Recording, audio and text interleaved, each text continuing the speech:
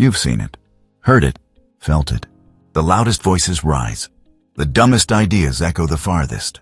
And somehow, they win. We reward arrogance dressed as confidence. We cheer for ignorance if it's entertaining enough. And we scroll past wisdom because it's too quiet, too slow, too real. Carl Jung once said, "The greatest danger to our future is not evil. It's unconsciousness." That's what this is.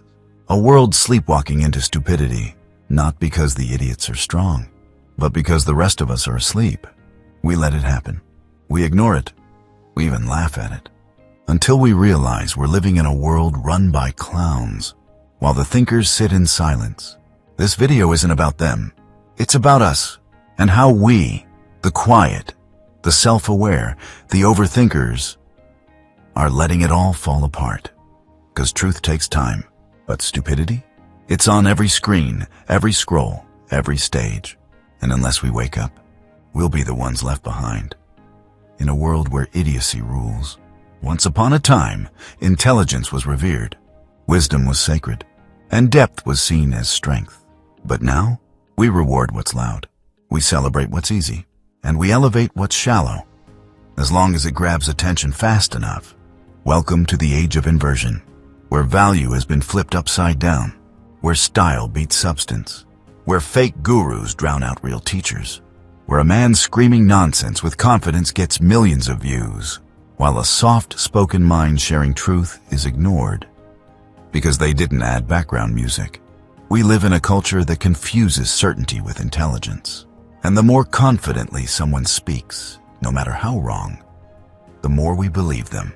Carl Jung warned us about this. He said, "People cannot stand the truth if it is told in a slow, uncertain voice. They prefer a beautiful lie, spoken with confidence." So here we are, a generation that mistakes arrogance for leadership, that equates emotionless logic with wisdom, and thinks viral equals valuable. You've seen it online. You've seen it at work. Maybe even in your own family. The guy who barely reads, but speaks with conviction, he's the one everyone listens to. The woman who questions everything, who pauses to think before she speaks. They call her too much, too intense, too slow. This is why idiots are winning. Because we've built a system that punishes complexity and rewards performance. We don't want truth. We want fast food for the mind, easily consumed, easily shared, easily forgotten. But here's the real danger. When the masses start valuing comfort over depth, entertainment over truth, we lose the very compass that kept us human. This isn't just about TikTokers and talking heads. It's about a cultural shift, where thinking too deeply is now seen as a flaw, where silence makes people uncomfortable, where the ones who actually see what's happening feel crazy, or worse, invisible. And so, the world continues to turn, rewarding idiots for their volume and punishing thinkers for their silence. So how does it happen? How does stupidity not only survive, but rise to the top? It's simple. Idiocy is optimized for the world we've built. Let's break it down. 1. Entertainment beats truth. Truth is boring. It's layered, slow, uncomfortable. But idiocy? Idiocy is fun. It's loud. It's funny. It rhymes. It shocks. And in a world of 7-second attention spans, the algorithm doesn't care if you're right. It only cares if you're viral. 2. Confidence beats competence. We are more likely to believe someone who sounds sure of themselves than someone who's actually done the work but dares to say, "I'm not 100% certain." That's how grifters win. They understand one thing. Most people would rather feel certain than be correct. 3. Speed beats substance. Intelligent people pause. They reflect. They consider multiple angles. But by the time they've thought it through, 3 idiots have already posted, gone viral, and started monetizing their nonsense. You see, idiocy moves fast. It's like fire. It spreads without effort, without care, without nuance. But intelligence? That's water. It flows slowly. It requires context. And it's often invisible until it's gone. There's this story I heard. A company passed over a quiet, thoughtful analyst for promotion. Why?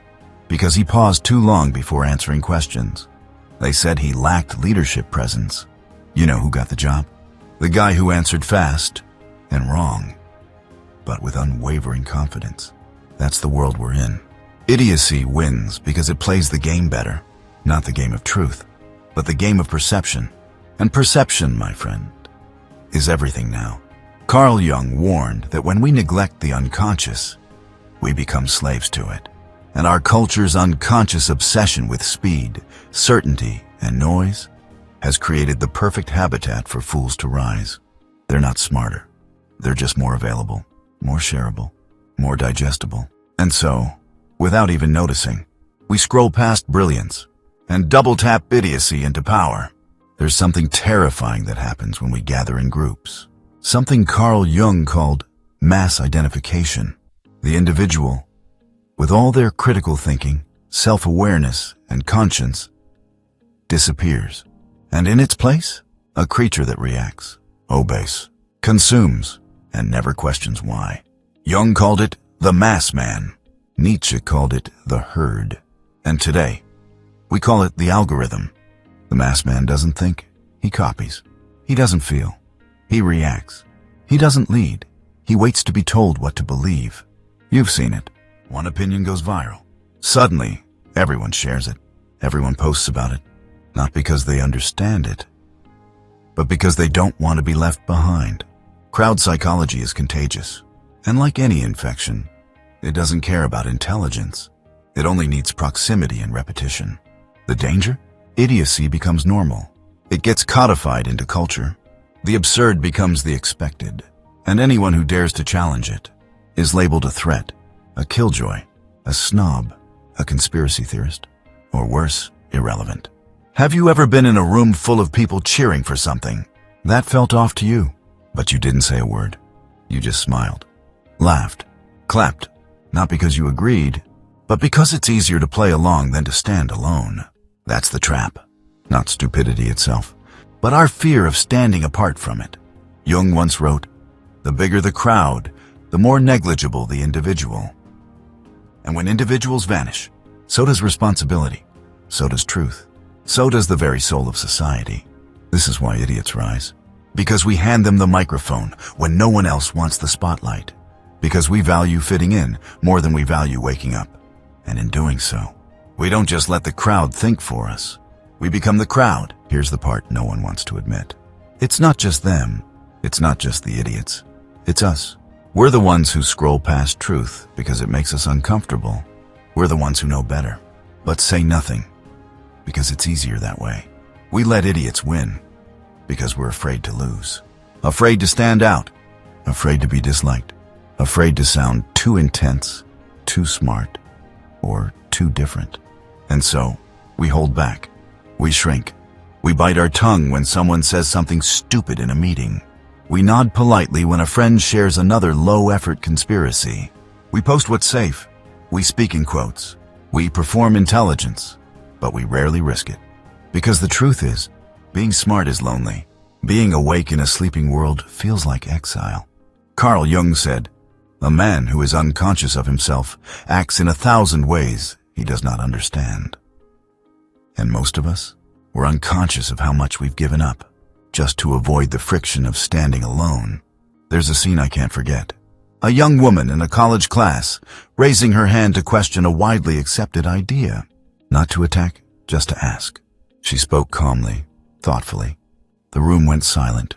Then came the laughs, the eye rolls. The professor dismissed her with a one-liner. And just like that, a potentially brilliant voice went silent, maybe forever. Not because she was wrong, but because she dared to question the script. That's the cost. The smart ones learn early. Don't push too hard. Don't think too deeply. Don't show the world how awake you are, because it will punish you for not dreaming with the rest of them. And so, one by one, the thinkers vanish. Into silence. Into bitterness. Into hiding. Until the only voices left are the ones with nothing to say. And everything to sell. Idiots don't win because they're better. They win because they're louder. And because the people who could challenge them are still waiting for the right moment to speak. But there is no right moment. only a right choice. Carl Jung believed that the parts of ourselves we suppress, the envy, the fear, the laziness, the arrogance, the insecurity, don't disappear. They go underground. They become the shadow, and when left unexamined, the shadow doesn't just sit quietly. It runs your life from the dark. Here's the truth no one tells you. Idiocy wins because our unacknowledged shadows allow it. We mock the fool online, but secretly envy his freedom to speak without filters. We laugh at the fake guru, but deep down, we resent that he believes in himself more than we do. We roll our eyes at the loud ones, but part of us wishes we could be that unapologetic, even if they're wrong. You see, the shadow isn't evil. It's everything we've rejected. Everything we were told was too much, too arrogant, too emotional, too weird. And when we don't face it, we project it. We see our own disowned traits in others. We hate them, not because they're truly a threat, but because they reflect a part of us we're still ashamed of. Jung once wrote, "Until you make the unconscious conscious, it will direct your life, and you will call it fate." So we keep scrolling, mocking the idiots, judging the masses, all the while avoiding the deepest question of all. What part of me is allowing this? What fear is keeping me small? What part of me craves comfort more than truth? What belief tells me to stay silent while the world is on fire? This is the call to shadow work, not spiritual fluff, not self-help memes, but real, raw, painful honesty. The courage to sit with your discomfort and listen, because only by facing your shadow can you stop unconsciously feeding the very culture you claim to hate. If the world is being led by idiots, it's not just a failure of intellect. It's a failure of courage, a failure of inner integration. And until we do the inner work, until we meet our shadow face to face, we'll keep playing our role in this tragic circus, pretending we're just spectators, when in truth, we're all part of the act. If you've made it this far, it means one thing. You see it. You feel it. The madness, the noise, the decay of thought. And here's the truth you already know, but maybe no one has said out loud. The world needs thinkers to wake up. Now, not tomorrow. Not after one more journal entry. Not after one more therapy session or YouTube rabbit hole. Now, because every time a thinker stays silent, a faker fills the gap. Every time a wise soul hesitates, an idiot takes the mic.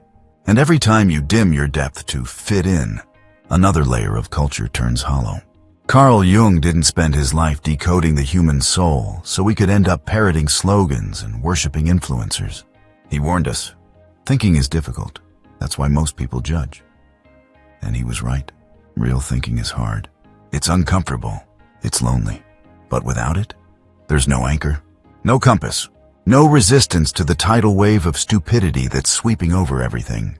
You've watched fools become icons. You've seen mediocrity trend. You've kept your insights to yourself while the world cheered noise. But here's the thing. The world doesn't need more noise. It needs your mind. Your quiet observations. Your careful analysis. Your inconvenient questions. Your well-earned doubt. Your stubborn refusal to go numb. Because the world doesn't collapse from stupidity alone. It collapses from the silence of those who know better. You don't have to scream. You don't have to fight on every screen. But you do have to show up. In your words, in your work, in the way you choose to live. Don't make intelligence your secret. Don't let fear neuter your insight. And don't wait for permission to think deeply, speak honestly, or live differently. You are not too much. You are not too intense. You are exactly what the world is missing. There's a moment I can't shake. A young boy, watching his father come home from work. Quiet, defeated. A man who once had dreams, now reduced to scrolling through garbage, nodding along to idiots on a screen. Because that's what the world made normal. The boy watches. He learns, not from what his father says, but from what he tolerates. And so the cycle begins, not with violence, not with chaos, but with quiet surrender. One generation goes numb, the next one goes blind. We don't just allow stupidity to win. We teach it. We normalize it. We pass it down like an heirloom, wrapped in silence, soaked in regret. But here's the truth. It ends with you, not with a revolution, not with a viral tweet, but with a decision. To stop laughing at what you know is hollow. To stop reposting what insults your own intelligence. To stop shrinking in rooms that need your depth. Because if you don't, someone else will fill that space. And you already know who they are. You were never meant to blend in with this madness. You were built to see through it. To resist it. To hold a torch in the darkness. Even when no one sees it but you. So stop letting idiots win. Not because you hate them, but because someone has to remember how to think. And if not you, who?